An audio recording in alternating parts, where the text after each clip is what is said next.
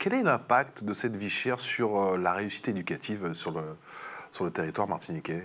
L'impact, il est évident dans la mesure où, quand on veut acheter des livres, quand on veut acheter des cahiers, quand on veut acheter de la papeterie, tout est plus cher.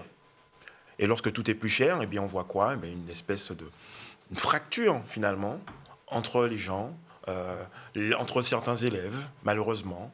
Donc là, déjà, il y a un impact à ce niveau-là.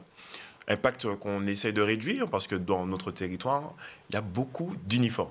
On utilise l'uniforme pour éviter, pour avoir ce brassage concret. Mais je disais souvent, parce qu'il y a eu tous ces débats, monsieur le député, sur les uniformes, je me dis, mais moi, alors moi, je suis pas né en Martinique, mais c'est vrai que mes parents sont nés là-bas, et tous les étés, quand j'allais en vacances là-bas, mais je voyais tous les enfants à l'école publique ou privée, mais publique, ils sont toujours en uniforme. Oui, chez nous, il n'y a pas de débat. Il n'y avait pas de débat.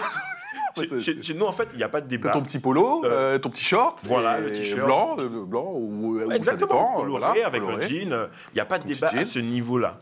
Par contre, c'est clair que au niveau scolaire, il y a des difficultés pour nos jeunes élèves parce que voilà, c'est ce problème économique qu'ont certains parents, qu'ont beaucoup de parents malheureusement, avec ces familles parfois, je vais dire désorganisées, avec des familles monoparentales qui sont très très importantes, donc des difficultés d'ordre social, même si il y a une assistance particulière qui est allouée pour ces parents, avec des caisses des écoles, avec des assistances sociales, mais les choses sont parfois compliquées, donc il y a cette fracture qui existe et qu'il faut résoudre. Ça concerne aussi les fournitures, les équipements scolaires, ça concerne tout.